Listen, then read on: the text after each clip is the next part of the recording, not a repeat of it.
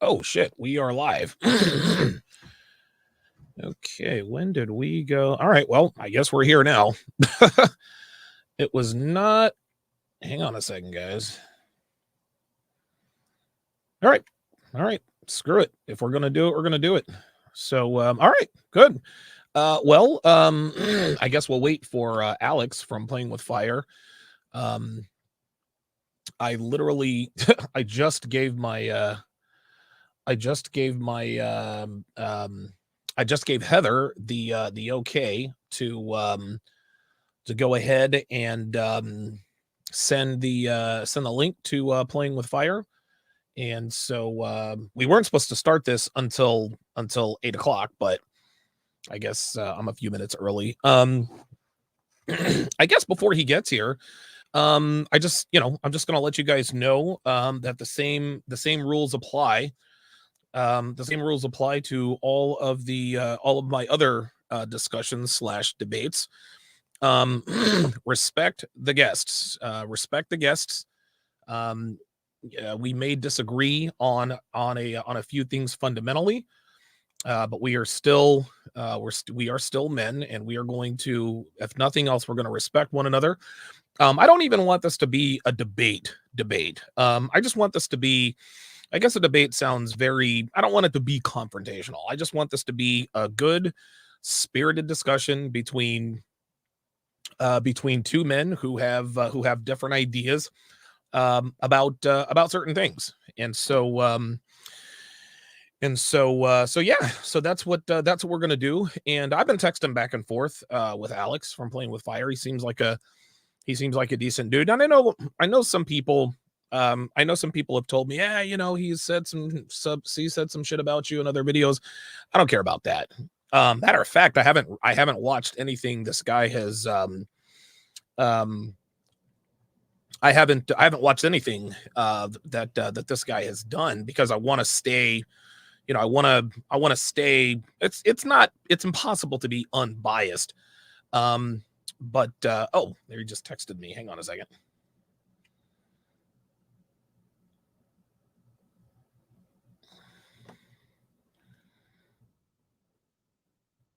There we go. All right, perfect. I'll get Heather to send that to him again. Um, but I didn't want to watch anything that was too over the top. I'm sure that he has had some, strong opinions about me, and that's fine. That's allowed. I'm not gonna take that personally. I mean, or I'm gonna try not to take it personally. And the best way to really not take it personally is just to not watch or listen to any critical. I mean, listen, if somebody has a disagreement with me, that's fine. But listen, man, we all get a little excited when we are talking about people we don't know. We know their work, but we don't exactly know who they are as people. And so, man, my hands are dry. I just took a shower too. It's weird. Um, and so yeah. So what I hope to achieve with this conversation is a couple of things. Number one is just to kind of show everyone that um, just to kind of show everyone that, hey, you know what, two people can come together and discuss things that we don't necessarily agree with, which is perfectly fine. But number two, I think Rollo always says, if you really really want to test your beliefs, there's no better way to do it than in the crucible of open debate or open discussion, I guess, so to speak. And I think I agree. I think that's the best way. In this community, we want to get it right. We don't necessarily need to or have to be right.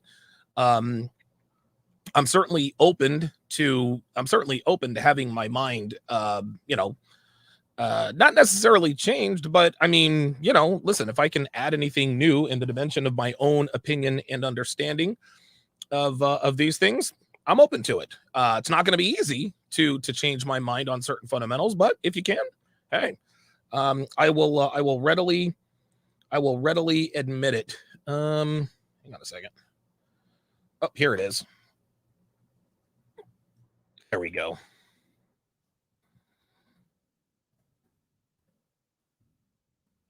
Just sent him as well. Okay, cool. So he should be in here very shortly. But just so you guys know and understand, I will absolutely, positively not tolerate any trolling. Okay, cool. He's going to be here in a few minutes. Okay, yeah, I didn't expect him until 8 o'clock. So, I absolutely, positively will not tolerate any trolling, any name calling, any disrespect. I don't mind you putting strong opinions in the chat. That's perfectly fine. Do not insult the guests. Don't troll the guests. Don't go and troll them on their channels. If you have a strong opinion, if you have a strong disagreement, this is a free country. You can voice your opinion. But do it respectfully, because when you go over and you troll somebody and you harass somebody, that reflects back on me. And I don't want the last thing this community needs is any more bad press or bad publicity in terms of how our audience treats who we perceive as outsiders. As far as I know, as far as I know and understand, Alex from Playing with Fire seems to be a red pill aware guy. I'm not necessarily sure if he is or not. I guess we'll find out in this discussion. But the point is that just because someone disagrees with us fundamentally doesn't mean that, doesn't give us license or permission to disrespect them. So let's be respectful. And I told Alex, I said, look, man, if this actually goes, pretty well, why not do this once a week? Why not just pick a topic that we disagree on and come on and discuss it? I don't know how viable that is. He wanted to do this at 9 o'clock. And unfortunately for him, I told him I can't do it at 9 o'clock because that's fairly close to my bedtime. That is close to my bedtime. So I wanted to get this over and done with by 9 o'clock. But if we go over a little bit, that's perfectly fine. Obviously, my sleep is very, very, very important to me. But I think this will definitely be a worthwhile. I think this will be a worthwhile discussion. And I think that pardon me. And I think we should be okay. I think this should be a good discussion. Again, I'm coming into this blind. I have no idea. I've heard of Playing with Fire. I've heard him mentioned with other content creators. That's about all I know. But yeah, as far as I know, I've scrolled through some of his titles. I guess he's a dating coach. I don't really call myself a dating coach. Other people call me dating coaches. I'm a relationship observationist, so to speak. We'll just put it that way.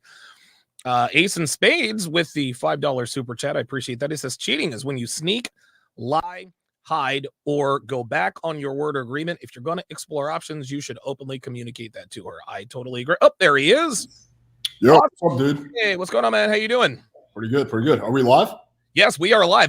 It's funny. I was actually testing the 30-second countdown thing, and I didn't realize I was live. So when it was done, I'm sitting here on my phone. I was like, oh shit, we're live. Here we go. Okay.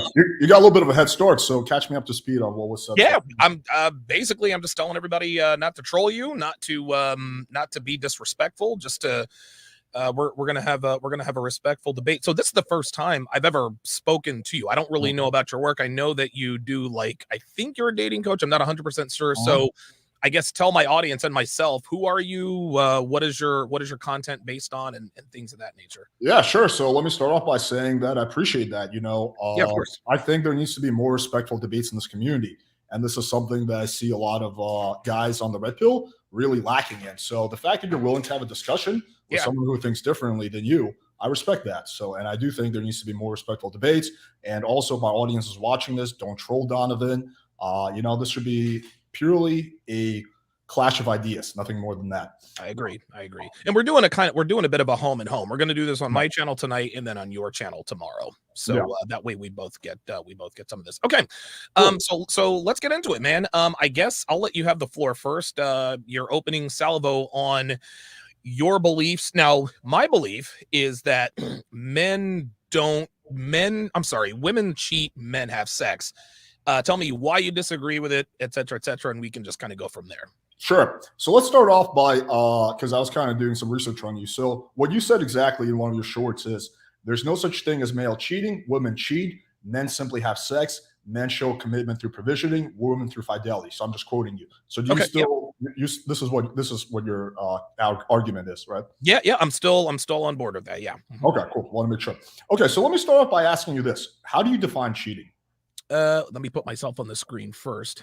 There we go. I think we need to make sure we're talking about the same thing. Yes. Wow. How do I define cheating? That is a very good question. I think cheating is different for men and women. And I'll actually just say this. When guys like me say women cheat, men have sex, we're not saying that the act is different. Or we're not saying that the act is different depending upon the gender. When a woman sleeps with a man outside of her relationship, that's infidelity. And when a man sleeps with another woman outside of his relationship, that's also infidelity. So that act is the same on its face. But the term, women cheat, men have sex, to me, I think that's shorthand for when a woman steps out on her man, she no longer loves her man. And when a man steps out, his feelings don't change as far as his main chick, his wife, or his girlfriend are concerned. So when we step out for sex and sex alone, the overwhelming majority of the time. When women do it, there are many, many other reasons for that. So I define cheating as sexual intercourse that has real emotional, romantic connection and feeling. So we'll just go with that. Okay, so I pulled this up from Webster's dictionary. So according to them, the definition of cheating is to break a promise made to someone, such as one's wife or husband, by having sex with someone else. So do you agree to that definition? Because I'm sorry, one more time, Alex. Yeah. So the definition of cheating, according to Webster's dictionary, is to break a promise made to someone, such as one's wife or husband, by having sex with someone else. It's breaking a contract. Wow. Okay. So I guess within the construct of a legal marriage with the state, because I think in the vows they say forsaking all others, I would assume it means not having sex with other people. So now I'll tell you this, and I'm not trying to sideswipe the question. I've never told my girlfriend that I would never cheat on her or step out on her. If I were to, I certainly wouldn't tell her because I love her. I don't want her to find out because she's the woman that I love the most. But as far as cheating is concerned, I guess with the Webster's dictionary, that says to me, and I'm not trying to split hairs here, I'm not trying to get around the question, that I guess cheating, in order for cheating to be valid or for it to be cheating, there has to be a marital contract in place. What about if it's a boyfriend and girlfriend? So there's no marital contract, but you guys are in an exclusive relationship. Would that be right? Yeah. So to me, cheating, the difference between male infidelity and female infidelity is when a man and a woman get together in just a casual or a sexual relationship. There's an unspoken agreement that the man provides in exchange for exclusive access to her body. The man then provides exclusive access to his attention, his resources, et cetera, et cetera.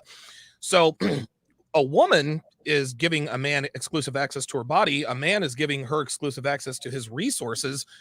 That's 1-to-1. So, but when for a woman to expect a man to just, pile all of his resources and just use them on her and remain sexually loyal, to me, that's 2-for-1. And so this is actually why, regardless of what the Webster Dictionary discussion or definition says, this is why women tend to stay with high value men. I want to make that clear, who step out on them because they simply know that the odds are not good to find another one. So in terms of boyfriend, girlfriend, the definition, my definition of cheating stays the same. Sexual intercourse where there is emotion and feelings involved. So if a man is having sex with a woman outside of his relationship and he starts to develop like emotional, real romantic feelings, that definitely crosses into cheating. But if it's a one-off or a one-night stand, he was traveling, he saw a girl, he banged her, to me, that's not cheating. That's exercising options. Okay, so I think we need to have very clear definitions because then this whole thing get very confusing. So for example, if I steal from you And let's say I have a really good reason. You killed my dog, you banged my mom, you were a piece of shit to me. I stole from you. That is still theft. Sure. We have to be clear on definitions. So with cheating, if like in your situation, actually our situations are quite similar. Sounds like you have a one-way monogamous relationship. Is that correct? No, my girlfriend can. Oh, you mean a one-way monogamous relationship? Yeah. Where you can fuck other girls, but she can't fuck other guys. I mean, she can do whatever she wants, but if she does, she then forfeits my commitment. Okay, so that's basically, so that would be against the kind of agreement, spoken or unspoken, that you guys have. Is that right? Right. Yeah. Again, the unspoken agreement between myself and my girlfriend is that she is sexually loyal to me. If she's not or doesn't want to be, no problem. I'm not going to tell her what she can or can't do. She understands very clearly that if she does breach said sexual loyalty, then she automatically forfeits my commitment. We go our separate ways. I mean, as a complete side note, I do think, just my 2 cents, is that when you're in a relationship, I'm also in a relationship, it's pretty good to have clear rules. When things are vague, that's when confusion happens. But that's I agree. I would definitely agree with that. Yes. Yeah. So I was interviewing, I know you saw my interview with Tristan Tate. So we were talking about cheating. Wow, how about that? During the interview. Yeah. And he was saying, well, I don't know, I guess I sort of cheat, but then again, I don't promise the girls I'm exclusive to them. I'm like, that's not cheating. So in my relationship, it's a one-way monogamous relationship. I'm okay to have sex with other girls. She's not okay to have sex with other guys. Okay. If I fuck another girl, that's not cheating, because that doesn't violate the contract deal that we had. That deal doesn't have to be written out. It's the kind of the arrangement that we have. So it sounds like it's the same thing in your situation. It is. In your relationship, if you have sex with another girl, it's not cheating. But if she has sex with another guy, it's cheating because of the agreement you had.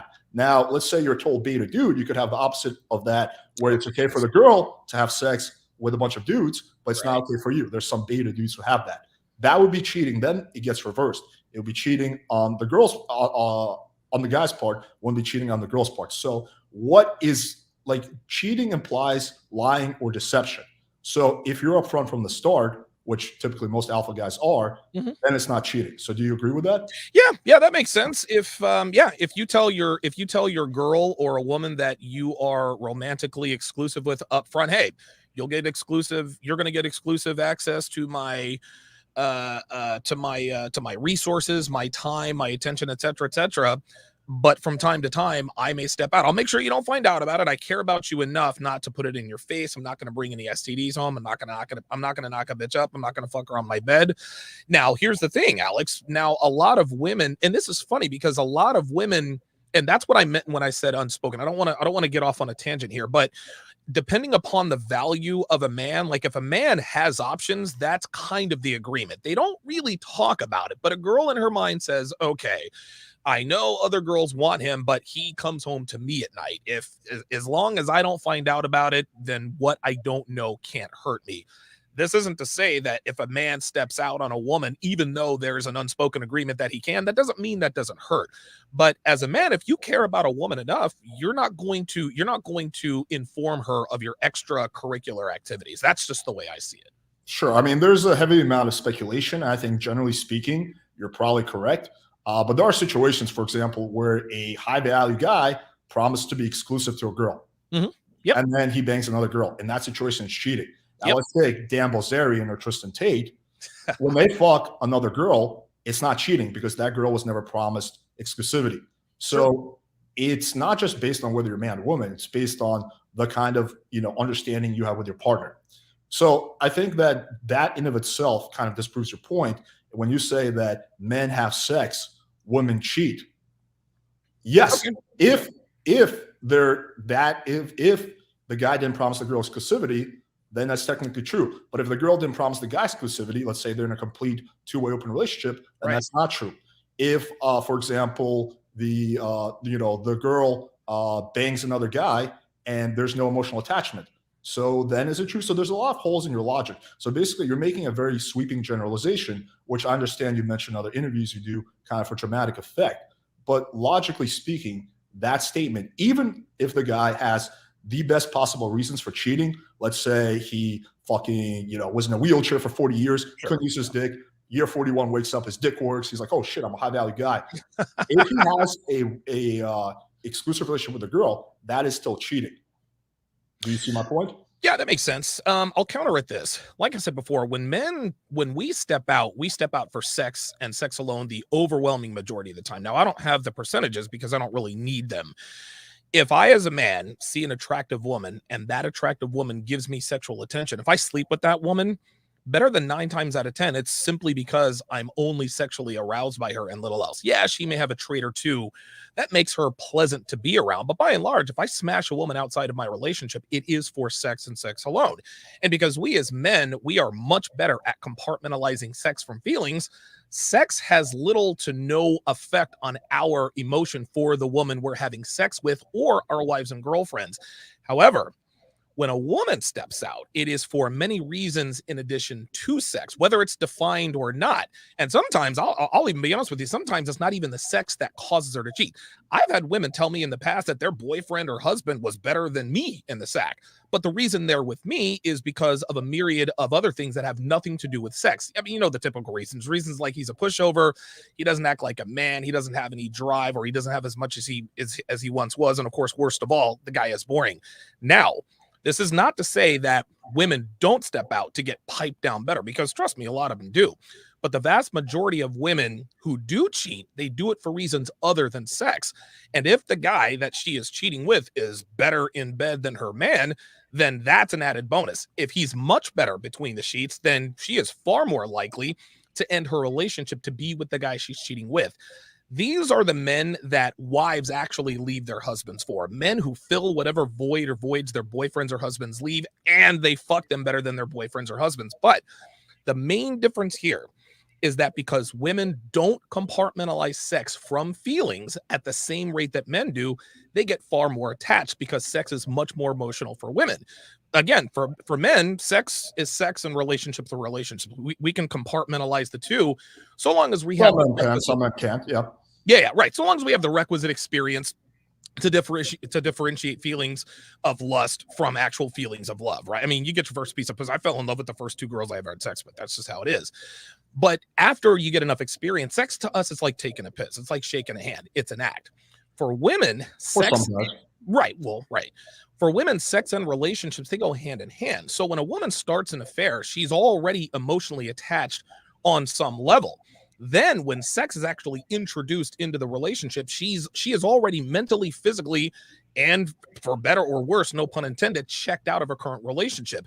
There is a much higher likelihood of a woman developing feelings of romance, connection, or affection and love when they cheat, because it takes those things to breach her sexual barrier in the first place. We can see a girl and know that we want to bang her, and if we get an opportunity, we will.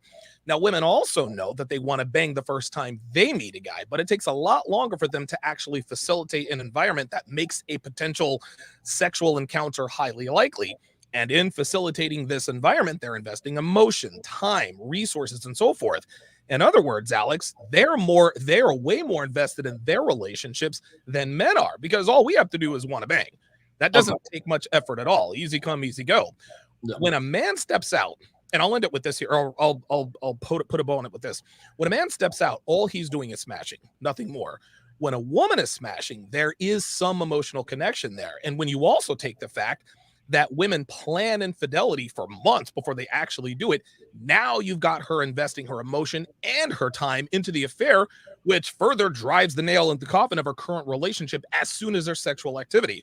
So the bottom line here is that when I say women cheat and men have sex, I'm just giving you the Reader's Digest version of relationships almost always end when a woman cheats, but relationships almost always stay intact when a man cheats. Female infidelity almost always ends relationships, while male infidelity almost never does. So on its face, I suppose the very definition women cheat, men have sex. By definition, I guess you could say that's incorrect. But when you're looking at it from a veil in terms of what happens most of the time, sex is just sex for us. That's why it doesn't end a relationship. Sex is far more to women than it is to us. That's why relationships end when they tend to step out. There's so much I want to unpack in what you said. So let's go through this one by one. The first thing is I want to give you a statistic. So this is according to the American Psychological Association. Of the men who cheated, 61% are still together with their wife. Of the women who cheated, 44% are still together. there is a 17% difference. So on average, if a woman cheats, it is more likely the relationship will end by 17%. But you said those if a man cheats, they almost always stay together, and if a woman cheats, it almost always ends. Mm-hmm. The difference is significantly smaller than you're making out to be. Like, again, I have a statistic. If it was just purely sex for men, then 40% of those relationships wouldn't lead to divorce. So that's the first thing. I want to put a fact. Are we talking about, so are these statistics from marriages or just casual relationships? From marriages, married couples. Okay. All right. So I think that it's important to have statistics and debate. The second thing I want to ask you is this. So you kind of, said quite a few things, but is the conclusion that you're making, it sounds like it's a lot less of a big deal when men cheat. When men, or let's not even. That's exactly what I'm saying. Okay, yeah, so exactly it's a lot worse, like a moral judgment when a woman cheats. It's a lot worse for the reasons you mentioned. Well, to me, this is where things get kind of skewed. I don't think, like, if a girl cheats on me, it's gonna suck. You fucking hoe! I can't believe it. Blah blah blah blah blah. Same thing if a man cheats, but sexual relationships between men and women, to me, there are no morals. It's very amoral. That doesn't mean it's immoral. That doesn't mean it's moral. It means it's amoral. And the reason I say this is because we're the dominant species on the earth. And the reason why we're the dominant species on the earth is because we have the ability to reason on 30 some odd different levels. Whereas most animals, most mammals out in the jungle, they have the ability to reason, but not nearly as deep as we do. The reason I mention that is because you have a pride of lions. You have 2 alphas or 1 alpha, and he propagates the herd. Lioness number 1 is not feeling some type of way that the alpha male banged lioness number 4. And the reason for that is because that's just the way it is. Well, lionesses don't take the loads of 5 lions. It just doesn't work that way. It literally works the other way. It's just amoral. It is without morals. They understand, okay, he's the alpha male, we're the females, he propagates the herd. That's the way this goes. So in terms of a woman being a bad person if she steps out, and I used to think this, I used to think, oh my God, she steps out. Hold on. If she steps out, she's a slut. I don't know. I'm in kind of a religious transitionary period, which may or may not have anything to do with this, but I don't assign morals when it comes to this stuff. Okay, so I want to be very clear. So I'm not saying that what I didn't ask you is that woman a bad person? I'm asking simply about the act. And it sounds like, you said, quite a big piece, but the underlying assumption there is that, based on the logic that you mentioned, is that when a man cheats, it's not that big of a deal. It's not that fucked up. When a woman cheats, it's a big deal because of the reasons that you gave. Right. Let me rephrase that. When a man cheats, if she finds out, it's a big fucking deal. And the reason why it's only a big deal if she finds out is because there's more than likely no emotion involved. When a woman cheats, that is a huge deal, because men and women view sex very, very differently. I just want to make that distinction. Okay, so if a woman cheats and there's actually no emotion involved, it was just purely a one-night stand, casual sex, is it a big deal at that point? Well, of course, because if a woman has a one-night stand with a man, then her relationship is effectively over. Listen, just because she stays in the relationship doesn't mean she wants to be in a relationship. You could have, and I'll put it to you like this. You can have a man who cheats on his woman all the time. He's always smashing girls, this and that and the other. But if his wife or girlfriend leaves him, it devastates him. And people always ask, well, I don't know, you were fucking this girl and that. Why are you upset that she left? Because he actually loved her. Those other girls didn't mean anything. However, when a woman decides to give her body to another man outside of a relationship, she no longer loves the man she's in a relationship with. I don't care if it's a one-night stand or a one-off. A woman fucks another man, she no longer loves the man she's in a relationship with. So thus, the logical conclusion is it's much bigger of a deal when a woman sleeps with an outside of her relationship than when a man. When a man does it, because you're saying it's, and I'm, for argument's sake, I'm going to agree with your premise that there's no emotions involved, blah, blah, blah, it's just sex. It's not that big of a deal, right? But when a woman has sex outside of her relationship, it is a big deal because emotions are involved, because that's going to end the relationship. Not only that, the consequences are far more dire when women step out. Yes, there are consequences when men step out, right? STDs might get the girl pregnant, and if she's married or has a long-term relationship, that's paternity fraud and so forth. So I'm not suggesting that male infidelity is harmless. Female infidelity is much more harmful. Much worse. Yes, it is much worse. Female infidelity destroys relationships. It destroys families. It destroys the lives of the children involved, both born and unborn. Who's my dad? Who's not my dad? Most relationships, Alex, whether they're marriages or not, are ended by women. 85% of divorces are filed by women. Dude, better than 9 times out of 10, it's the girlfriend that ends the relationship with the boyfriend, either directly or indirectly. And as you know, women are masters at branch swingers. You and I both know that women don't end relationships until they've started another one first, which requires what, boys and girls? Infidelity. This doesn't make them bad people, and it doesn't make men or women good and or bad for cheating or not cheating. That's just the way it is. So when a woman has sex with a man outside of her relationship, the consequences are far dire, and everybody knows it. This is why nobody really bats an eye unless they feel like they have to. When a man steps out, they try to call him, oh, he's a dog, he's this, he's that. But guess what? Guys like that are heroes in society, no matter how much we want to try to knock them down. But if a woman's a hoe, like Taylor Swift, nobody has respect for Taylor Swift. She sleeps around. Miley Cyrus is the same deal. It's the same reason why men who sleep around are studs and girls who sleep around are sluts. Okay, so a lot to unpack here, and I just want to avoid going down like red herring arguments. These are all interesting points that I think it's worthwhile to debate about. But I want to stay on this. Okay. So what you said is directly disproven by statistics. Again, of the men, like married couples, of the men who cheated, 61% are still together. Of the women, 44% are still together. 17% difference. So this says that when a man cheats, there's a 40% chance that marriage will end. That is not, it's almost always okay. That is, there's almost a 1 in 2 chance that that relationship, that marriage will end. So I think you're going off maybe your own personal observations. No, that's Look at false. the statistics. No. You're right. We're looking at this. We're looking at marriage statistics, and if we know anything, you and I, if we know anything about 2022, and a man with means, men are staying away from marriages and really relationships for that matter. Less and less men are getting married. So to suggest that, okay, so 40, I forgot what the stat was. Yes, more women stay with men if the men cheat than with the women if the women cheat in marriages, but that's just marriages. Most people aren't married, Alex. Most people float from relationship to relationship, and that gives you a much bigger data set. And I'll tell you this, if the disparity is only, you might not think 17% is a very big disparity. If the disparity is 17%, when we're just talking about statistics that we actually know about in terms of marriage, what do you think the stats are out in the real world? We know that women cheat more than women. We know that women end almost all relationships. Here's something else we know.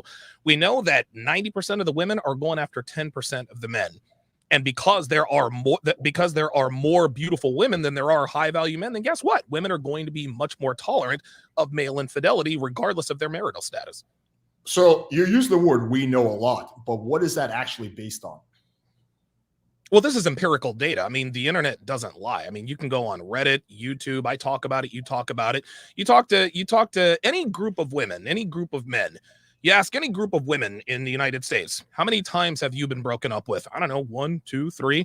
You ask any group of men, how many times have you been dumped? Shit, every time but one. And one I don't even remember because she just kind of ghosted me.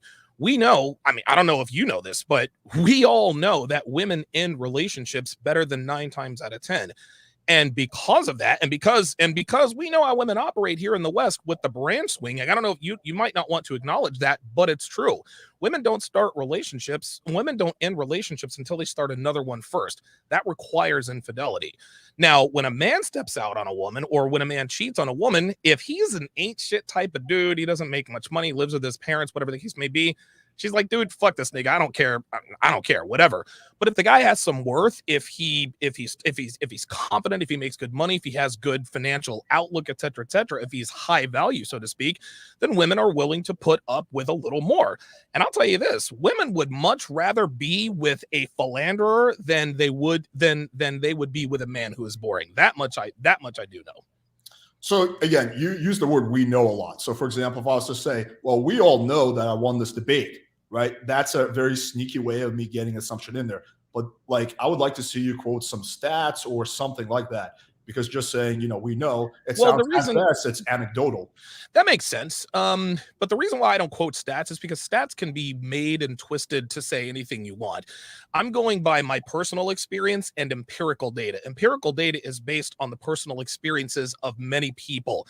Again, I don't have exact numbers, but you go on Reddit, you go on YouTube, you go on any website, you can I assume you're paying attention because you are on YouTube, but anyone who denies the fact that women end most relationships is either being willfully ignorant or they don't want to know. Women end most relationships. Those are the facts. I don't need statistics to prove that. Talk to people, live life, your friends, your family, people on the web, Reddit. Be an Uber driver. This is just how these things are. So when I say we know, there's one thing that we all know about the dating market here in 2022. This isn't based on stats or statistics. This is based on my personal experience as well as empirical data from thousands, if not millions, of men. Okay, so you're using the word empirical data incorrectly. So if it's based on your experiences and stuff you heard from that's anecdotes. It's anecdotes and empirical. So empirical is statistics, studies, stuff that you heard, stuff that you read online. That's not empirical data. So I want to be very clear on that. So you're not citing empirical data. You're citing anecdotal. Empirical data says based on concerned with verifiable by observation or experience rather than theory or pure logic. That has nothing to do with statistics. Empirical data almost always implies that's going to be something that is scientific. Again, like I could say, well, based on my experience and what I've seen with my coaching clients, I've noticed that, blah, blah, blah, blah. That's not empirical. That's still anecdotal. I don't want to split hairs on this. No, but we are. But I want to make sure that we're operating on the same plane here, because if I'm misunderstanding something, I want to make sure I'm doing this right. The definition that I have in front of me, definition of empirical, originating in or based on observation or experience, relying on experience or observation alone, often without due regard for system and theory, an empirical basis for the theory, capable of being verified or disproven by observation or experiment empirical laws. I've never heard of empirical data including percentages or stats. I could be wrong, but that's just the way that I've always understood it to be. Yeah, and again, I don't want to split hairs on this. I mean, definition 2 is information based on obtained through observation and documentation of certain behavior and patterns or through an experiment, right? So it implies that it's scientific, not that it's just okay. I mean, that's fine. I don't need to die on that hill. I'm good with that. Yeah. Okay, cool. So again, I want to and I'm going to make this come full circle. Okay. So you're basically, what you're saying is that according to the dictionary definition and according to, the way that, let's say 99% of the world doesn't know about the red pill. According to 99% of people, according to the dictionary, your argument is incorrect because cheating is breaking the contract. But according to the way you define it, based on, red pill ideology, it is correct. I don't know. I'm not. You're losing. I'm not good at this debate thing. I don't. You give yourself not enough credit. You're actually quite good. Well, it's just because I talk about things that I've observed and things that I've learned over the years. I'm not really good at this whole, by definition, by this and that and the third. Here's what I do know. Here's what I know. When men cheat, it hurts women, but not as much as when women cheat. The silver bullet for any woman to hurt a man is to absolutely cheat on him. That is the one thing that will punch us right in the gut. But I also want to make another point. And again, this has nothing to do with statistics. This is all, I don't know, empirical data or whatever. This is just based on my observations, what I've learned, people I've talked to, things that I've observed. The reason why women are more likely to stay with men of value that cheat is because there's the law of supply and demand. Okay. Beautiful women are common. Men like myself are not. And I'm not here to call myself special. But Alex, I'm 6'2". I'm in, I don't know, half decent shape. and I'm well in the top 1% of earners. Now, being over 6 feet and making the money I make, this makes me the rarer commodity. That doesn't make me better necessarily, but it is the law of supply and demand. Now, let's reverse the genders here, and this is where I'll bring this full circle. Let's just say, for example, that 90% of the women that exist are just grossly unattractive, as in no man would smash them regardless of how thirsty they are. 9 out of 10 women are just flat out unfuckable. Then let's say, I don't know, 75% of men had my stats, 6'2", high 6 figures, half decent physique, not obese. Well, guess what? Now the Donovans of the world would actually have to qualify to the 10% of women who are actually attractive enough to sleep with. Why? Because there are more of me than there are of them. They would have the leverage because they are the rare commodity. Now, does this mean that, I don't know, and I'm just basing this, I'm just pulling numbers out of the sky here. Does this mean that the 10% of women who are bangable are better than the 75% of men who are 6'2" and make six figures? Maybe, maybe not. That's not for me to say. What this does mean is that they are the rarer commodity, and the rarer something is, the more valuable it becomes. And the more valuable something is, the more people are willing to pay for and or endure in terms of keeping it. This is why when I say, because I'll agree with you, when a man steps out, when a man steps out on a woman, that's cheating. When a woman steps out on a man, that's cheating. But the reason why I say women cheat, men have sex, that's just shorthand for, you know what? We as men, we have the leverage. Women are going to be much more forgiving of us when we step out on them. If they find out, then we will be of them. Okay, so that is a separate discussion, and we can jump right into it. But what, like, is it less of a big deal when a man cheats?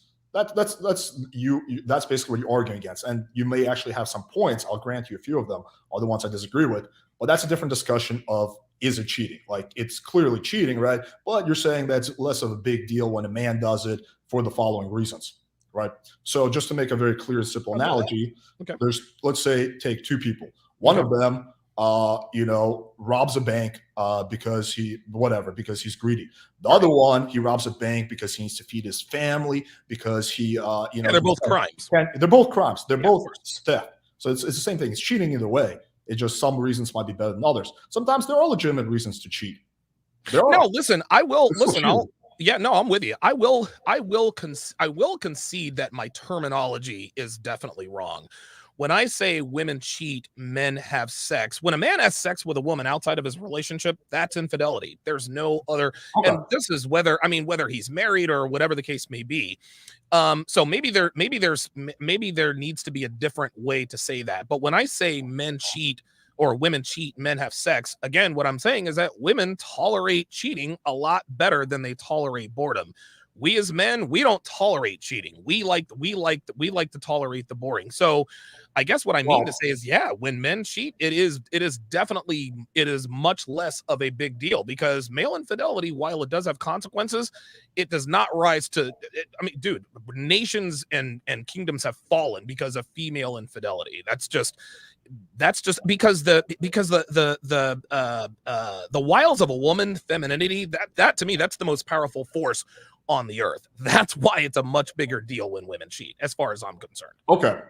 I'm glad you can see that point. And again, just to kind of reference this one last time, actually 40% of guys, married men, are okay in a way with their wife cheating because they still stay with them. So I'll say this: those 40% of men who still stay with their cheating wives, guess what? That doesn't mean they want to be in those relationships. They're in those relationships because they don't have any other options.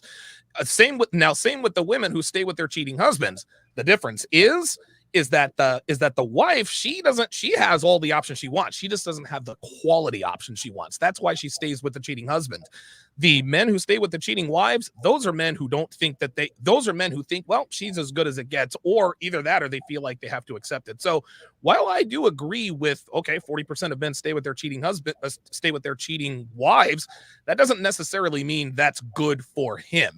A woman staying with her cheating husband is in a much better situation than a man staying with his cheating wife. Yeah, sure. I think you are definitely oversimplifying the argument. There's many reasons why both partners will stay. Maybe they have a kid, they're worried about the kid. Maybe they just have low self-esteem and they self-sabotage and they think they deserve to be cheated on. You see a lot of women who are like, they like it when a guy almost like, kind of steps out on them because that they have such low self-esteem. And guys no. It's not just that. And you're familiar with the concept of pre-selection. the girl does not want her man to cheat. She doesn't want that, but she likes to know that he can. Just because a woman likes to know that a man can bang other chicks if he could doesn't mean she has low self-esteem. This just tells her in her mind, okay, I made the right choice. Other women still want to bang him. So it's not just the low self-esteem thing. Well, no, I never said it was just the low self-esteem. I'm saying that is one of the reasons. So I'm saying there's many reasons. Just to kind of, and I'll move on to my next point. But why do women cheat, right? Let's kind of break down the reasons. One of the reasons is what you mentioned. Yes, women cheat for emotional reasons because maybe their emotional needs are not being met in their current relationship. Maybe because they have a better connection with the second guy. Also, women cheat. Some women cheat because they're high novelty seekers. It has nothing to do with emotions. They seek the novelty. Men tend to be more novelty oriented than women, but women can also be high novelty seekers. But those are the minority though, right? Like, no, but you're right. But I mean, women can be high novelty seekers, but those are the exceptions to the rule. That's definitely not the norm. Okay, so there's other reasons why women might cheat. A woman might cheat simply because she's horny and she has poor impulse control. So there's a variety of reasons. And if you can like actually quote a statistic that says, well, actually, those are only 5%, but like now we're just getting based into our personal experience. Well, I'll tell you this. No one's ever going to know why women cheat because women will, if no one's ever going to know what's in a woman's mind. But I do know this, Alex, no matter what the reason is for a woman cheating, one thing is for certain is most cheating women, and I would even go as far as to say 99% of women who cheat on their husbands or boyfriends no longer love their husbands or boyfriends. It doesn't matter why they cheat. They could be voyeuristic. They could be seeking novelty. If a woman allows another man to enter her body, she no longer loves the man that she's with. Women can't love more than one man at once. They can only love one man at a time. They could be fucking 5 guys. They only really want to be with one. So while we can sit here and debate the reasons why women cheat, and the reasons are vast, there's one common denominator, and that common denominator is that they no longer love the people that they're with. I can't imagine a woman having sex with another man, but still being in love or loving her husband or boyfriend. It almost never, ever works that way. Yeah, so I feel like you're oversimplifying love and making it seem like a binary thing. Like either yes, you love someone, no, you don't love them. Well, it is binary, Alex. You either love someone or you don't. I disagree. So she can sort of love the guy, right? But she also sort of loves the other guy. And then she sees, like, I've just seen these time and time again. Well, if she sort of loves both guys, then she doesn't love either guy. That's just how it goes. Women are okay. So how do you quantify love then? Like, how would you quantify that? I don't think there's a way to quantify love, but I think, and I'll just go back to what I said. Men, we show fidelity through provisioning. Women show fidelity through sexual loyalty. Yeah, I do want to break that down. Right. If a woman finds out, I'll put it to you like this: if a woman finds out you banged a chick in Vegas on a one-night stand, yeah, she'll be pissed and she'll cry. And I've been caught cheating many times. And the first question these bitches ask me every time is, do you love her? My answer is always no, because I don't love these chicks. That's the first thing they want to know. Okay, is there an emotional attachment? Okay, do you love her? Then they try to ask a few other questions. When a man, the equivalent of male, I'll put it to you like this. When men and women cheat with sex, it could be the same thing. But here's the thing. If a woman finds out that her man had a one-off in Vegas, okay, that would hurt. But then let's say she found out that he had a whole other family. Let's say she found out he had another girlfriend she didn't know about. He had a kid with that girl. He bought him a house, and that would absolutely gut her, because now she's not only getting the dick, she's getting the resources. See, the difference between a main chick and a side chick is the main chick gets everything. The side chick only gets the dick. And so this is why women, I'm not saying that women are okay with it, but depending on the value of the man, they tend to be a little more tolerant of it because of the man's value. So in terms of love, as far as quantifying love, when a woman lets another man enter her body and she's in a relationship, she is emotionally checked out of that relationship every time. I mean, okay, I don't want to harp on this. There's a lot of speculation, maybe not, but I want to get into this. You said that for the way the relationship works is the man shares his fidelity by provisioning his resources. So I mean this with all due respect, but I feel like that is a beta view of dating that relies on the assumption that a man, in order to be in a relationship, get into a good relationship, has to share his resources. That is not how I've ever single once in my life done my relationships, nor is it how any alpha guy I know does their relationships. You can have a relationship where you don't provision her resources. And I think that provisioning your resources is actually a poor way to have a Well, then what does she get? Well, what do you get in return? If you're not giving her resources, she's not giving you sexual fidelity, is she? Yes, you can have. So let me get this straight, Alex. Let me get this straight. A woman is going to get, now we're talking about low self-esteem here, because believe it or not, Alex, as bad and terrible as a lot of people outside of this community say women are, women do have to get, they do need a return on their investment. So you mean to tell me that there are women out here who will be in sexually exclusive relationships with men who do not share their resources with them at all, but she is sexually exclusive to you? Yes, that is both mine and your relationships. Like in your videos, you said that when you and Devin started dating, that she was making more money, right? So your relationship was based on literally that. Like you weren't provisioning your resources. Our relationship was based on the potential. The reason why, and she can say, oh, it's because I loved you. Devin saw the potential. I had 7 real estate properties when I met her. So it's not like, listen, she made more money than me. That doesn't mean she had more money than me, right? And if I didn't have the potential that I had with with the 2 businesses that I had owned and run, and my savings account and my financial history and all that good stuff, she would not have considered, there's no way she's going to give me sexual exclusivity if I don't share finances with her, because guess what? She works for me now. This is what she gets out of it. I share my resources with Devin all the time now, because of course we live together. But I find it very hard to believe that a woman who is not getting exclusive access to another man's resources is going to give exclusive access to her body. That's the very definition of a relationship. Relationships are conditional and they're transactional. So that is, in my opinion, again, no disrespect meant, a beta view of relationships. I can tell you my relationship with my girlfriend, she makes a good amount of money. I probably make a little more than her. I don't give her any of my resources, but she gives me sexual exclusivity. Pretty much every relationship I ever had. So what does she get out of the deal? She's just in a relationship with you because she loves you? Yes. See, my girl loves me too, but my girl's love for me is conditional, and I'm okay with that. And correct me if I'm wrong here, Alex. It sounds to me like you're describing unconditional love, because if your girl, okay, well then what kind of unconditional love? Because if I do something really fucked up to her, like I steal from her or I bang one of her friends, there are conditions. She's gonna be pissed, right? But the condition isn't involve money. The condition does not involve money. She does not want any of my resources. She's never asked for it. There's never been any kind of indication. So what do you offer her? See, here's what I'm getting at, Alex. Women are never in a relationship with a man just for nothing. Even if she makes enough, even if she makes money, the fact that she is with you, you make a little bit more than she does. If you made a little less than she does, your relationship would not be as strong as it is, because you are lower on the totem. No. You would be lower on the totem pole because you're in a higher income bracket.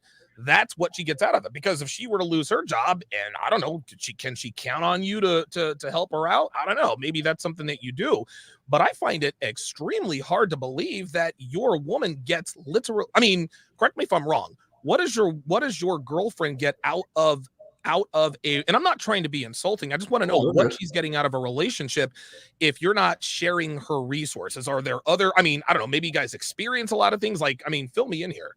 Okay, so I'm going to answer your question, but again, I want to reiterate this point. Okay. This is a beta view of relationships. It implies that you by yourself are not good enough, and you need to use your resources as a way to hook her. That is a beta view of relationships. No. Now, to answer your question, let me just well, hold on. Let's back it up here. I'm not using my resources to attract women, but I'm not going to sit here and say that my resources and my ability to earn doesn't have anything to do with a woman's love for you. A woman's love is absolutely conditional. And one of the top conditions is your earning and provisioning potential. You have what I believe is an exception to the rule type deal. I mean, I don't know if you have a 12-inch dick or what, but everybody. Let's just say my girl was not giving me exclusive access to her body, and I'm not going to share my resources with her. That's not a relationship. That's just 2 people having sex. I'm not trying to insult your relationship here, but it doesn't sound like you have a relationship. You don't share your resources with her. I assume she doesn't share them with you. She gives you exclusive access to her body, but I'm having trouble doing the math here in terms of what she gets from you. Right. So because your view of relationships the way you view relationship is that as a man, I have to provision my resources in order to have a solid relationship. What does she get from me? Well, she gets positive emotions. She gets a connection. She gets good She can dick. get that from she can get okay. Well, she can get all those things from she can get those So no, things from other men and other women. So what does she so get no, from no, you no. that she can't get from somebody else? So That's that's what an I'm trying to incorrect. figure out. That's well, she can get money from any other man too. Okay. Any chick can get money from any other man. Okay. All right.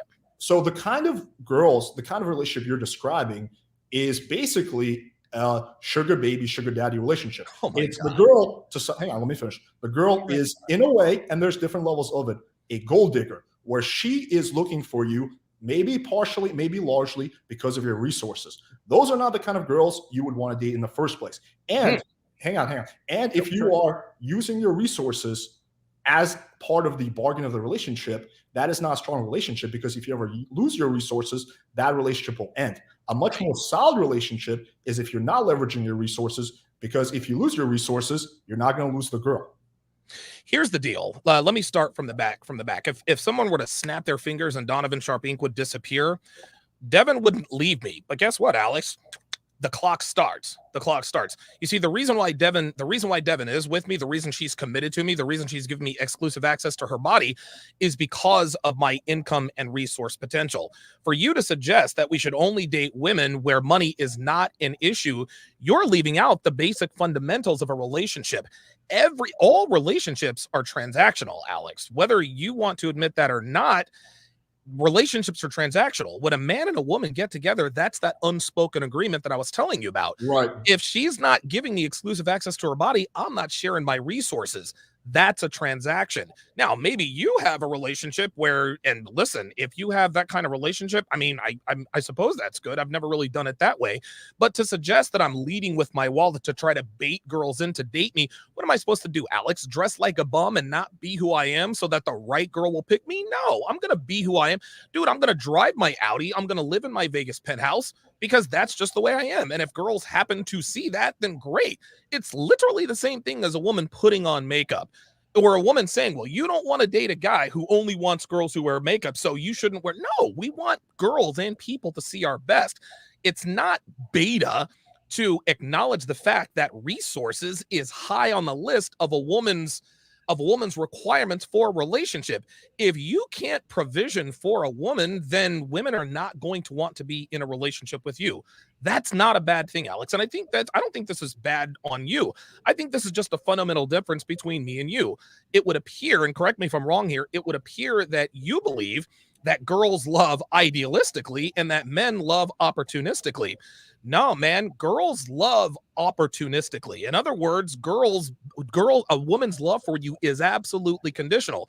My love for my girlfriend is conditional. Her love for me is conditional. If I were to lose my job, she wouldn't leave right away. But if I didn't show the requisite resolve to get back on the horse and get everything back, then she would be out of here. You want to know something? I'm glad she would, because if unconditional love were real, then we'd all be lumps and piles of shit. Okay. I want to make sure we avoid making straw man arguments, because I am clearly not saying that relationships and love should be unconditional. I'm simply saying that money should not be part of the condition. That is what I'm saying. You're saying that it shouldn't be. Hold on. You're saying it shouldn't be part of the condition, but Alex, Yes. It is. No, not in my relationship, not in any of the successful relationships I've ever seen. I find it funny. Oh, now who's using empirical data? So when I talk about my experiences, you have a statistic to back that up. But me and all my relationships, money isn't an issue. Alex, what you're describing, and listen, you roll with guys like Tristan Tate, Andrew Tate. Those guys, and I'm not blowing smoke up your ass here, those guys are the exception to the rules. He drives a fucking Bugatti and a Lamborghini. Those guys are on a whole other level. But the reason why they are attracted to girls is because of the provisioning potential. And you know what? It's funny. I don't want to get us flagged here, but what it really comes down to, when you really nail it down to our brass tacks, women are gold diggers, men are pedophiles. We want the youngest, hottest girls we can find, and women want the men who make the most money. Obviously, there are many, many levels to that. But to suggest that dating women where money is not there, to suggest that you should not be dating women who place financial provisioning potential at or near the top of their list, that to me, that's short-sighted. You're teaching men to look for these unicorns, and they don't exist. What you're describing are exceptions to the rule. Bro, I mean, like, I'm a little flabbergasted that you're thinking that what I'm describing is some kind of exception or that's odd. That is the norm. Like, let me get this straight. So you're telling me, just I want to make sure this is straight. So you're telling me that the norm in relationships is where the woman has no concern about the man's provisioning or his money or his financials. That's what you're telling me? Let's not make straw man arguments. No. Hold on. Now we got to back it up, because now we're going circular logic. I just sat here and talked to you for the last 5 or 10 minutes. You just told me that I'm in a relationship where my girl doesn't care how much money I make, and I'm telling you that that's the exception to the rule. So is that true or not? Is that exception to the rule?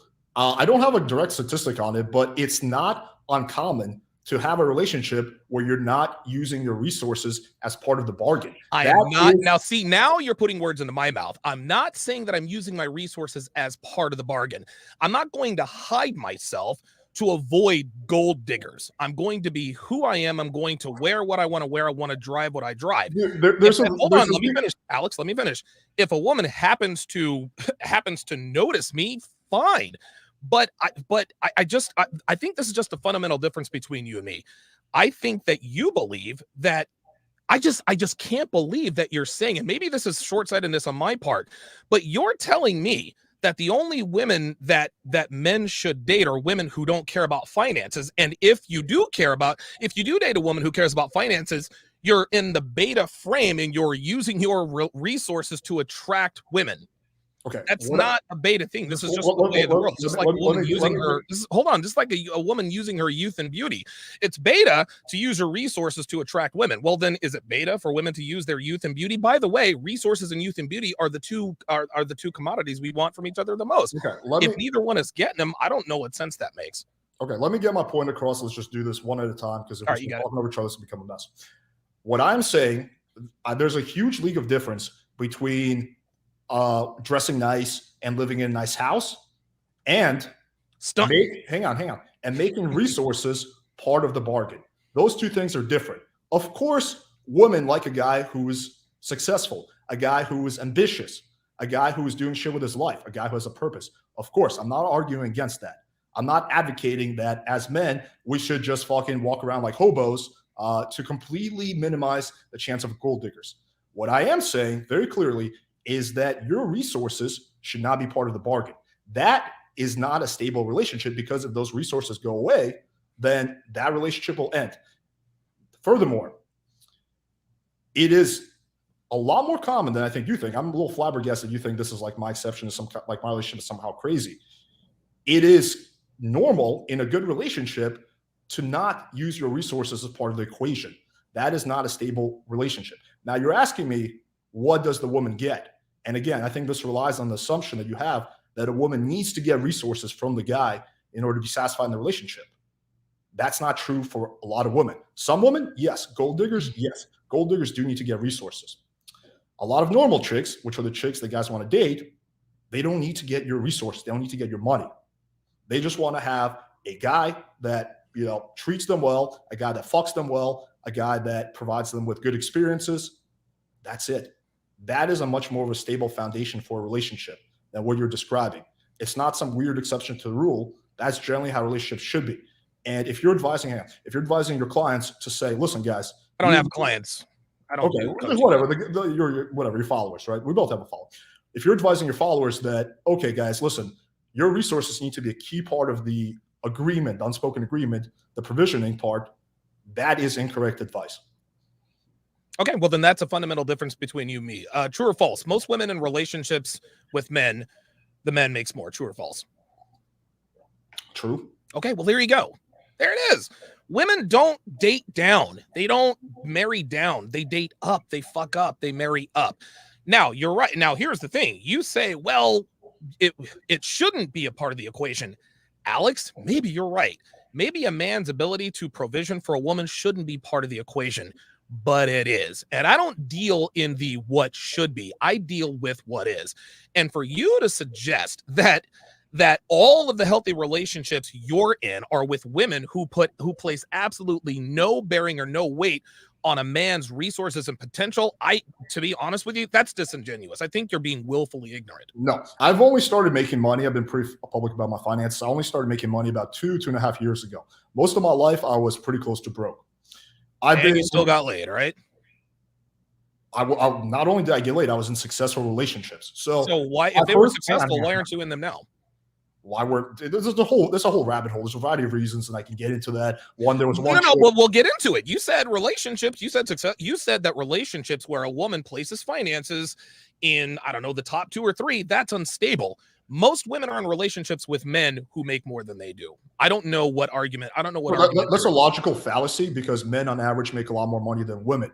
So that's like saying, well, you asked the average. You asked the average woman, would you date or marry? You asked the average woman in her mind's eye, would you marry a man? Would you date a guy who makes less than you? Alex, 9.5 times out of 10, it's going to be no. They're not going to date or marry a guy who makes less than them. Now, should it be that way? I don't know. That's not for me to decide, but that's how it is. And I don't deal with what should be. I deal with what is. I can't really. Again, I'm not dealing with what possibilities crazy in some kind of meta universe. I'm talking about things that are like actually happening. I think that there's a few things I want to expand on. Okay. I think the assumption that, well, most men make more money than chicks, so therefore that's not what I said. I said that's not even what I said. In most most women will not be in a serious long-term relationship of varying degrees with a man who makes less than she does. Those are facts. Okay, so you said before that, most relationship, the man makes more. Yes. Therefore, those are both true. Yes. Therefore, the woman is taking resources to account. That's like me saying most relationships, the woman weighs less than the man. Yes, because women on average weigh less, and men on average make more money. That's no. But see now you've moved the goalpost. Regardless of what the statistics say, most women, the vast majority of women, will not date men who make less than they do. So does this mean that the vast majority of women are morally reprehensible because resources are at or near the top of their list? Because if that, by your logic, you're saying, well, most women are just undateable because finances, and why shouldn't finances be a part of a woman's requirement for a man? Women are the weaker, less resourceful sex. Women need protection. We say, oh my God, women are independent. No, women need men. It's inherent. So when a woman decides to, I agree with that. We're definitely better together. So when a woman decides to give her body, give the best years of her life, give her body, her exclusive access to her body, that's not a small deal, Alex. That's a big fucking deal. Now, of course, we got a lot of hoes out here where it doesn't really mean that much, even though they try to make you think that it means that much. But women have to get something out of the deal. They have to get something out of the deal. Yes. It is their body for your resources. Now, I guess there are some relationships where that's not the case, but the vast majority of the time, this is the unspoken agreement between men or women. So maybe I need to do research, because I had no idea that there was a whole pool of women out there that absolutely do not have finances. Because I've watched I've known Kevin Samuels for 5 years. I've known Myron Gaines for 4 years. Every single woman they have on their podcasts always say, I'm not going to date or marry a man who makes less than I do. And I don't think they're bad people for that. You want to know something? I'm not saying they're bad people. Well, okay. All right. Fair enough. A woman who will not date a man who makes less than her. You're saying they're not bad people, but you're saying they're undateable. You said a woman, you shouldn't date women who have resources at or near the top of their list. That's like saying a man shouldn't really put a woman's looks at or near the top of his list. And you and I both know, Alex, that our attraction to a woman begins and ends with the way they look. Women have their looks, men have their resources. This is what we are exchanging. Whether you want to accept it or not, that's how it is. Women need a return on their investment. They're not just getting into relationships just because. Okay, so this points out a fundamental difference that you and I have in the way what a relationship is and should be. The way you view a relationship is that the woman is giving the guy access to her body. He's giving her resources or the potential of resources. It relies on the assumption that the man by himself, just what he brings without his money, isn't good enough. It relies on that assumption that you, I don't want to make it personal, but who you are is not enough for Devin. There needs to be some kind of extra incentive, which is money.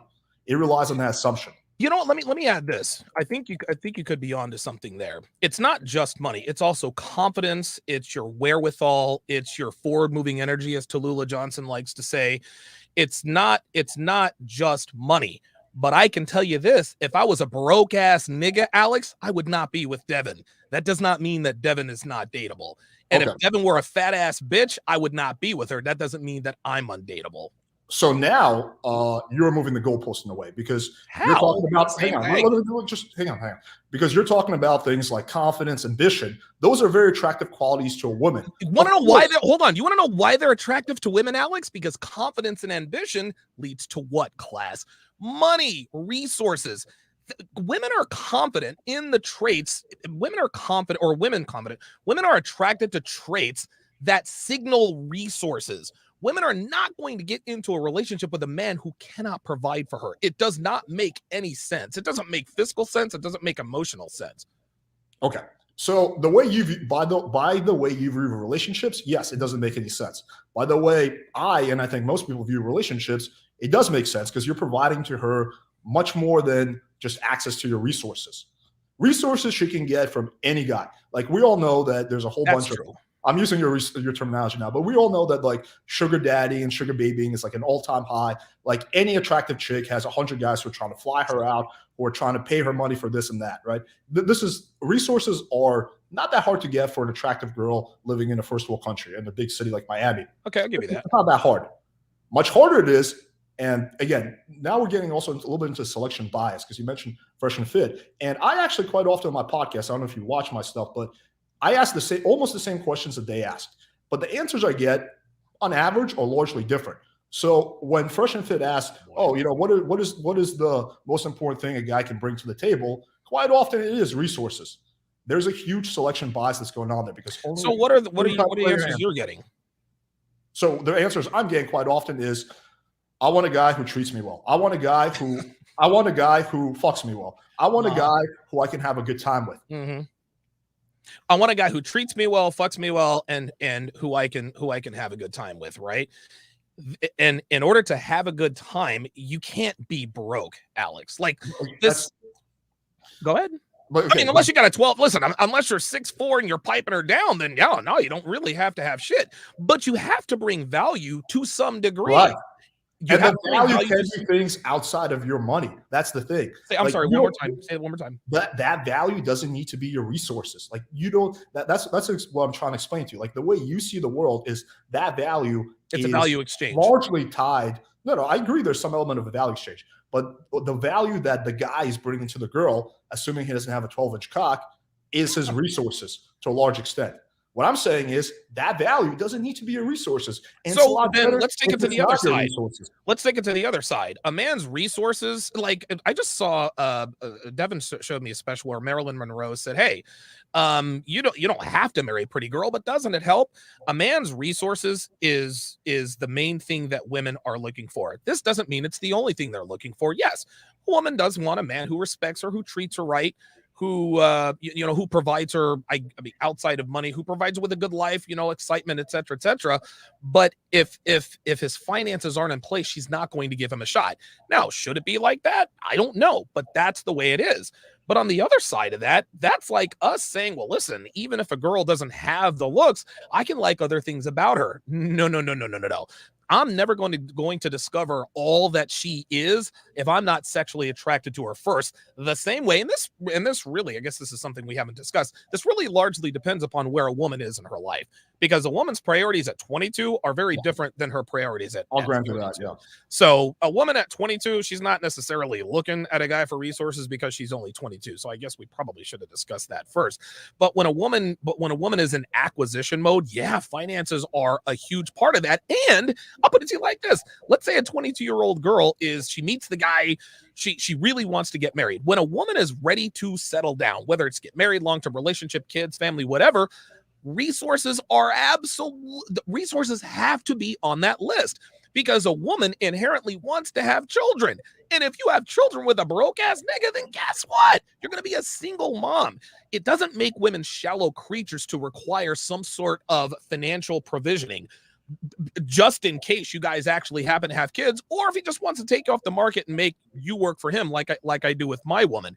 It's exactly the same way as a man requiring, if I'm gonna live with this woman, if I'm gonna share my life with her, she's got to be easy on the, well, not easy on the eyes, but she's got to be sexually attractive. Yeah, of course. Take away a woman's sexual attractive, or you take away a man's resources, and yeah, he can have all this confidence and all of these other kind of things, but at the end of the day, Alex, you got to be able to take care of a woman. You have to be able to take care of her. And if you can't, then I guess at that point you need to look for women who I guess are high earners. Okay. So I'm not saying that resources shouldn't be on the list at all. Sorry about yes, for the vast majority of women, resources are going to be somewhere on that list. The question is how high on the list it is. And it sounds like for you, I don't want to put words in your mouth, but it sounds like you're saying that for most women, resources is number one. Is that correct? I want to say yes, but it really depends upon where she is in life. Let's take two 22-year-olds, right? At the peak of their physical prime. Now, there might be one 22-year-old, she just might want to hoe around. Okay. At that point, resources doesn't matter. She's getting flown out by oil sheiks and Dubai and all that other kind of stuff. And so, because just like you said, in a first world country, pretty girls can get resources. Resources don't really mean that much. However, if another 22-year-old girl is looking to settle down for short-term relationships, short-term flings, I'll give it to you. Resources don't matter, and they shouldn't matter because it's just about the sex. But when you're talking about a relationship where there are relations involved, if a girl is going to commit herself to you, presumably long-term, you can't. You don't have to be rich. I'll put it to you that way. But you can't be broke either. Finances or your ability to provision is high on that list, and that's biological. Women are attracted to men who can provide. They're attracted to men who can provide for them. They're aroused by men who look like they can fucking pipe them down, put their cervix in their spine. So there's two different things there.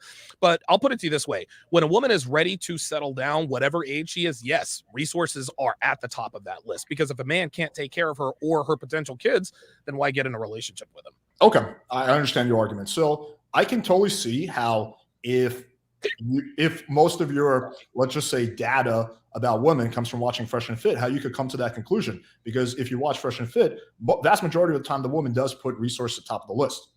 However, if you watch my podcast, you'll come to a different conclusion because almost never is, there's been a few exceptions, but almost never is at the top of the list. So there's a huge element of selection bias, right, with this kind of stuff. So yes, if you're following like Fresh and Fit, you're watching their stuff. Let me ask you something real quick before you move on. Do you know where Fresh and Fit came from? Like in what sense? They came from me. I'm the guy that discovered Myron Gaines. I'm the guy that gave him the template on how to. Yeah, I'm familiar with that. Everything. I mean, exactly. Also takes credit for it, so I don't know. You guys got to kind of duke that out. I mean, I try not to be that way. I don't like to flex, but I want you to understand that I'm not some Myron Gaines fanboy. Like, I'm a good friend of his. I'm actually one of his two mentors. But I will say this. In terms of, I guess, the selection bias. So let's rephrase this. Okay, so maybe resources are not at the top of the list, but resources need to be on that list. Yes, resources have to be on that list. So I guess maybe I need to. Okay, so maybe my argument needs to change. Resources has to be on that list if a woman is going to be serious about settling down with a man. Yes. Now, how high up on that list depends upon what her goals are. If she doesn't want kids, then maybe it's not so high. If she does want kids, it's probably going to move up. If she wants to live a good life, it's gonna be a little higher up, and most women want to live a half decent life. So I will give you that. Okay. So if you're an alpha high value guy, you have more than one girl that you can pick from. So you don't have to just pick the first girl that throws herself at you, right?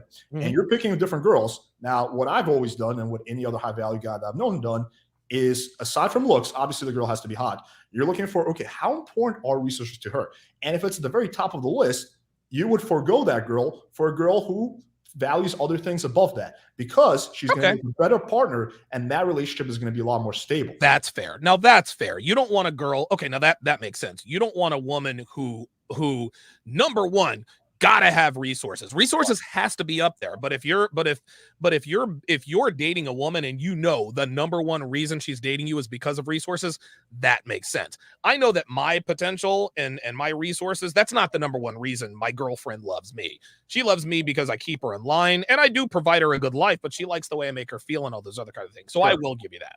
But like, even just kind of, again, I don't want to make it personal, but like kind of like in the video I saw was that it sounded, according to Devin, that when you guys got together, that wasn't even really part. You can say the potential of resources, but she was like, again, I don't want to make it personal, but she was making more money than you. So she saw in you, and that's a good thing. I'm not saying this is a neg. I'm saying this is a compliment. She saw in you more than just your money. She did, but she also knew that I had 7 rental properties. I had 3 vehicles, one of which was a fully paid for Audi A5. I had this ridiculous Jeep Wrangler. I had another business that I was running. So, and I'm not saying that she didn't appreciate the other things, but I'll tell you what, the fact that she was making more money than I was, but she has never had more money than me. So the fact that I had more and that I had resources, that greased the skids. Listen, I could be the most charming, handsome guy and this and that and the third, and keep in mind, Devin was 39 when I met her. So at that point, she's looking for something. She's probably looking, I would assume, for something a little bit more serious. But yeah, I mean, a woman could love you for all of these things, but if you cannot provide for yourself and her, that really takes you down a few pegs. I would just be curious. You don't have to do this like right now, but for her to actually get her input, and like if you straight up ask her, Devin, how important to you when we got together was my potential of resources? And I'm not going to say that, I know her answer, but sure. I'm going to say I'd be interested to see that data. Yeah, I would. I'd be interested too, but I will say this. If I could not take care of the both of us, she would not be with me, regardless of how much she liked me. It just doesn't. In the end, women are not going to. It's the natural order of things for men to take care of women. And that doesn't necessarily mean financially. This means you have to be able to physically protect her. This also means you have to be able to protect her from herself. But in order to, that's where you and I differ. But okay, go ahead. Okay, but if a woman does not know in her mind that you can provide for the both of you, then that her attraction for you is going to be severely compromised. Now, if she's young and she's not looking for anything serious, that's not going to work against you. But when a woman is looking to choose a guy that she is willing to go the long haul with, resources is going to be it might not be at the top of the list, because she does have to be sexually attracted to you first, but you got to be able to take care of her. Right. I'll give you the last word. Yeah, I mean, I think it makes a huge difference on where exactly on the list it is. Right? It's from vast majority of women, unless they're super altruistic, it's going to be somewhere on the list. But if she has a number 1 on the list, that heavily suggests that she's a gold digger. She primarily wants you for the money. If it's 4 or 5, that implies she likes you for who you are, or the kind of experience you can give to her. And, the fact that you make money is just a cool little addition. And that will make a huge difference in how stable that relationship is. And again, like, I don't want to keep repeating myself. I feel like the view that, in a relationship, the woman gives the guy sex, the man gives the guy, provisioning or resources. That's a beta view of relationships, because again, it implies that the guy by himself is not good enough. And I think that's a very troublesome view to have on relationships. I think it'd be very detrimental to guys to have that. And I see this all the time. Like, I live in Miami, right? I bang quite a few wives of rich guys, right? And I see this time and time again. Like, the guy makes way more money than me, right? Yeah. Especially a few years ago.